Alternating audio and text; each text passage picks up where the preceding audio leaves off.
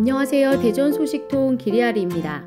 오늘은 유등천 파라곤 지역주택조합에 대해서 알아보려고 하는데요. 3일 전에 저에게 어떤 분이 유등천 파라곤이 어떠냐고 한번 여쭤보시더라고요. 근데 엊그제 또 다른 분이 여쭤보셔가지고 지역주택조합이 뭔지 같이 함께 살펴보는 게 좋겠다라는 생각이 들어서 일단 만들어 보게 되었어요. 그 유등천 파라곤은 중구의 유천동에 위치하고 있는데요. 도마변동 11구역 맞은편에 위치해요. 보시면 지금 49층 로피에 랜드마크 주상복합이 될 거다라고 홍보를 하고 있고, 대략 세대수가 오피스텔 포함해서 1000세대 조금 안 되는 것 같아요. 과연 이 유등천 파라곤이 잘 성공리에 지어질 수 있을지 한번 볼게요. 먼저 이제 지역주택조합의 개념부터 알아야 될 것 같은데요. 일단 민간에서 진행하는 사업이고요. 이렇게 땅에 지주들이 각각이 있어요. 근데 그 땅의 지주와 별개로 이곳에서 실제 사업을 해서 아파트를 짓고 분양을 받을 조합원들을 별도로 모집하는 구조예요. 그래서 실제 그 땅의 주인은 다 따로 있고 조합원들이 이제 모여서 조합을 결성을 하고 실제 그 땅을 다 매입한 후에 사업을 진행하는 방식이죠.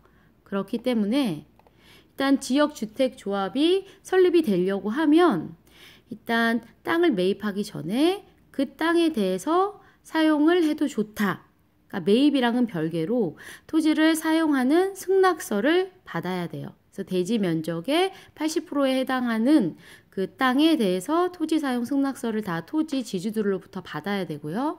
그리고 조합 세대를 이 아파트를 1000세대 가까이 이제 지을 거다라고 하면 조합원들을 최소 이제 50% 이상 모집을 해야지만 조합 설립이 가능을 해요.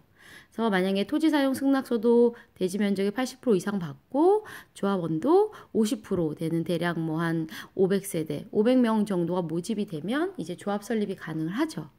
조합을 설립을 하고 나서 이제 토지 매입을 하는 거예요. 그래서 그 땅을 95% 이상을 다 매입을 해야 이제 나머지 5%에 대해서는 이제 뭐 명도 소송을 해서 이제 그걸 법적으로 이제 그게 가능하게끔 돼 있기 때문에 토지를 95% 이상이 되면 이제 사업이 승인이 되죠.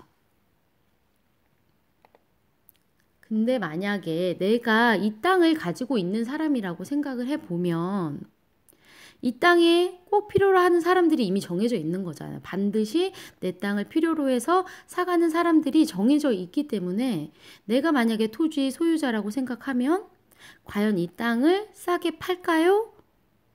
라는 관점에서 접근을 해보면 아마 이게 쉽게 이해가 되실 것 같아요.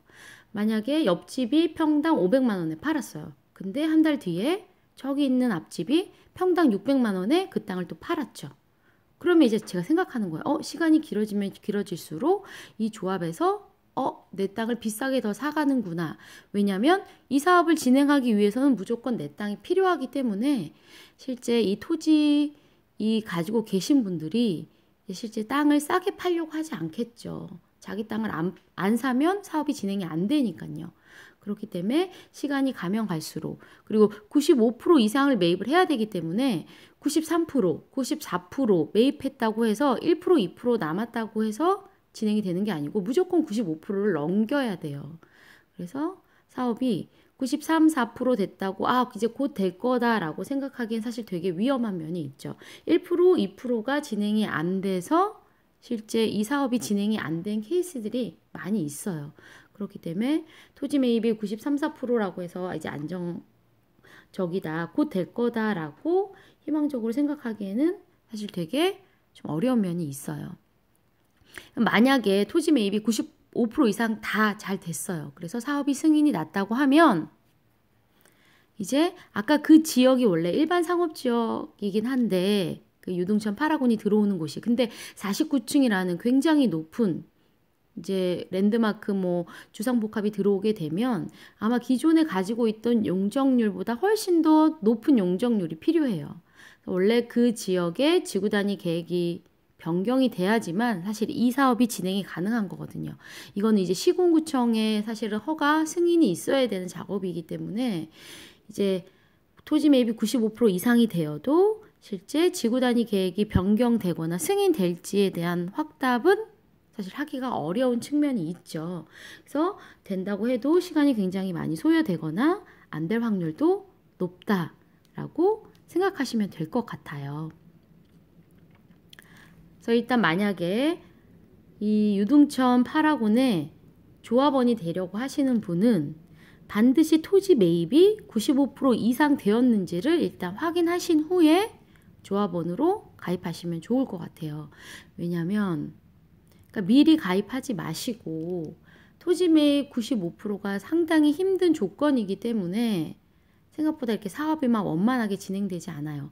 여기서 말하는 토지 매입이라고 얘기하는 거는 이제 토지 매매가 돼야 되는 건데 앞에서 얘기했던 그 조합 설립이 되기 위해서 토지 사용 승낙서가 대지 면적의 80% 이상 돼야 된다고 했는데 보통 이제 처음에 이 시행 대행사에서 홍보할 때는 뭐 이제 뭐 매입이 거의 다 됐다라고 얘기하지만 그 매입이 사실은 토지 사용 승낙서인 경우도 많아요.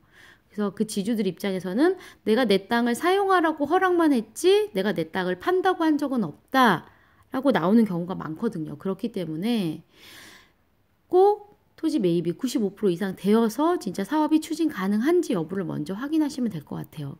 근데 보통 이게 선착순으로 동호수를 뭐 지정을 하고 그 다음에 뭐 계약금도 2천만 원이나 뭐 3천만 원만 있으면 되고 그리고 분양가도 워낙에 싸기 때문에 빨리 선점하라고 얘기를 하겠지만 실제적으로 사업이 진행되기에는 굉장히 많은 시간이 소요될 수가 있고 실제 기간이 길어진 게 문제가 아니라 사업이 진행이 안 될 가능성도 사실 다분하기 때문에 토지 매입이 95% 이상 되는 게 일단 꼭 필요한 전제 조건이기에 이거가 된 다음에 하셔도 절대 늦지 않았다라고 생각이 들고요. 그리고 만약에 토지를 그 해당 구역에 가지고 있어서 파시려고 하시는 분 같은 경우에는 그 계약서가 정말 이제 그 토지 지주분들에게 불리하게 작용하는 점이 없는지를 꼭 반드시 변호사랑 확인을 하시면 좋을 것 같아요. 예를 들어서 뭐 계약은 이때 했는데 잔금은 사업 승인이 난 다음에 주기로 했다던가 아니면 아주 뒤로 한참 미뤄져 있다던가 그래서 그 기간 동안에 뭐 어떤 일체의 그 땅을 담보로 한 대출행위나 뭐 이런 것들이 다 안 되게끔 제한이 돼 있다라던가 그러니까 뭔가 지주분들에게 불리한 아마 조건들이 있을 확률이 되게 높기 때문에 이제 그런 경우에는 이제 토지 지주분들은 사실은 이 땅을 가지고 자기 땅임에도 불구하고 뭐 다른 쪽에 팔 수도 없고 그렇다고 잔금이 빨리 들어오지도 않고 그러니까 잔금을 빨리 치면 소유권이 넘어가서 이제 자기랑은 상관없으니까 상관이 없는데 왜냐하면 이 땅들을 다 매입하려고 하면 굉장히 많은 돈에 들어가는 구조거든요. 근데 이 시행 대행사가 또는 시행사가 어떻게 하냐면 처음부터 이 돈들을 다 그러니까 땅을 매입할 정도로 자금이 없기 때문에 조합원들이 계약하는 2천만 원, 3천만 원을 모아서 일단 땅을 매입을 하고 그리고 지주분들이 계속 땅을 비싸게 팔려고 한다거나 잘 이제 진척이 안 되면 당연히 거기에 들어가는 이제 뭐 사업비라던가 직원들 이제 월급도 줘야 되고 땅 매입비들을 계속 대출을 해요.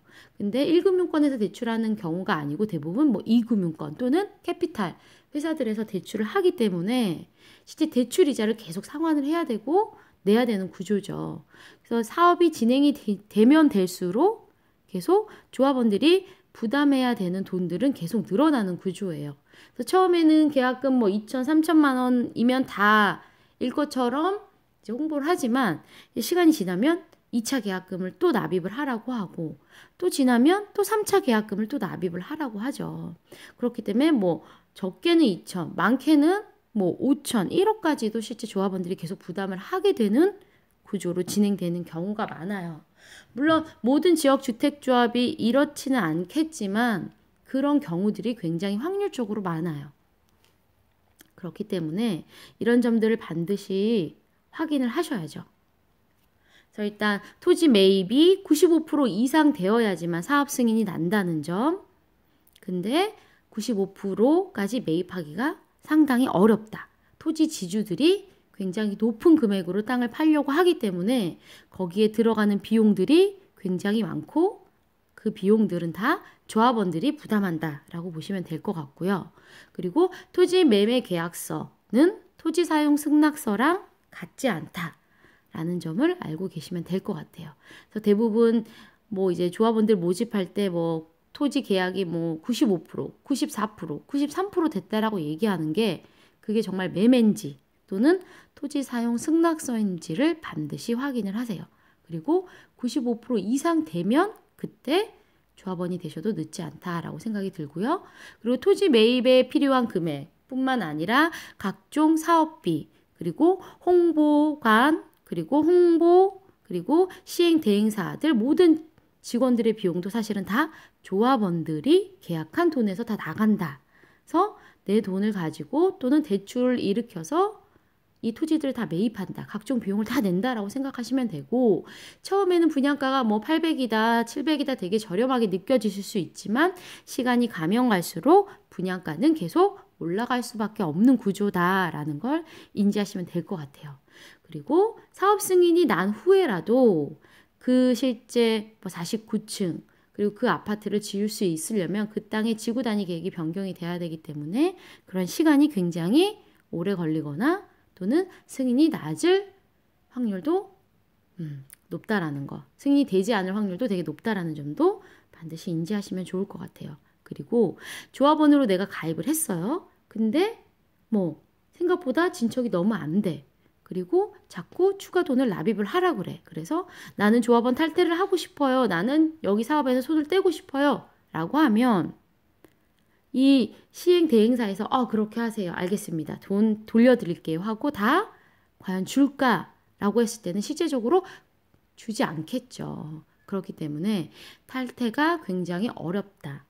어렵다는 얘기는 결국에는 각종 소송으로 이어진다라고 보시면 될 것 같아요. 소송을 하게 되고 이게 내가 실제 납입한 금액들을 돌려받게 되는 경우가 되게 없다라고 생각하시면 되죠. 쉽지 않은 사실은 여정이다라고 생각하시면 될 것 같아요. 만약에 저라면 지역주택조합의 조합원이 되거나 투자할 생각은 하지는 않을 것 같아요. 만약에 이 유등천 8학원뿐만 아니고 지역주택조합에 관심 있으신 분들은 여러 이런 점들을 꼭 확인을 하시고 계약을 하시면 좋을 것 같고요. 마지막으로 그럼 지역주택조합과 재개발이 어떤 차이점들이 있는지를 보시고 좋은 결정, 현명한 결정 하셨으면 좋을 것 같습니다. 감사합니다.